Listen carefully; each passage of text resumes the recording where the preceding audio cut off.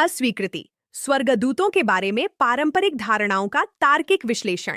स्वर्गदूतों के बारे में पारंपरिक धारणाओं की अस्वीकृति प्रस्तुत करते समय आत्मा विज्ञान विश्वास के खिलाफ नहीं है, बल्कि ऐतिहासिक संदर्भों में उत्पन्न विचारों की शाब्दिक और अपरिवर्तनीय व्याख्या के खिलाफ है। यहाँ प्रस्तुत अस्वीकृति एक तर्क, नैतिक संगति और जीवन और चेतना को नियंत्रित करने वाले प्राकृतिक कानूनों के साथ संरेखण का अभ्यास है। मूल से ही पूर्णता में निर्मित स्वर्गदूतों का विचार न्याय का एक केंद्रीय प्रश्न उठाता है। यदि कुछ प्राणियों को बिना सीखने की आवश्यकता के बनाया गया, जबकि अन्य को परीक्षण, दुख और प्रयास के लंबे रास्तों से गुजरना पड़ता है, तो यह किसी भी सार्वभौमिक न्याय की धारणा के साथ असंगत मूल असमानता होगी। जब मानव तर्क परिपक्व होता है, तो वह समझता है कि निर्माण के विशेषाधिकार समानता के विचार के साथ सामंजस्य नहीं रखते।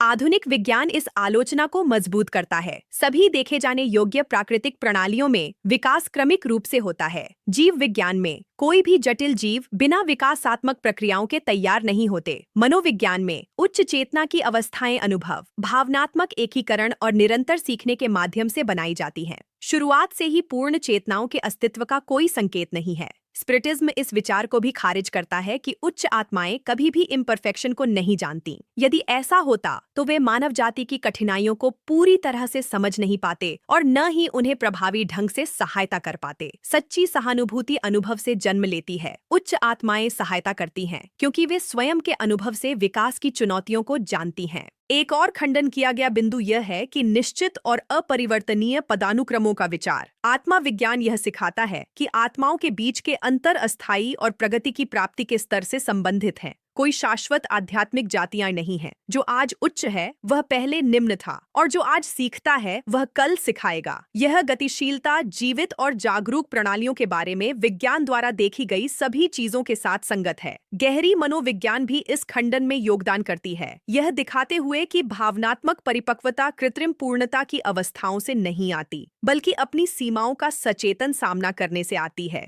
एक आध्यात्मिक मॉडल जो अप्राप्य प्राणियों पर आधारित है, निष्क्रियता, निर्भरता और अत्यधिक आदर्शीकरण को जन्म देने की प्रवृत्ति रखता है। वहीं एक प्रगति पर आधारित मॉडल जिम्मेदारी और क्रिया को प्रेरित करता है। ओ आत्मवाद इसीलिए देवदूतों के विचार को नष्ट नहीं करता, बल्कि उसे बदल देता है।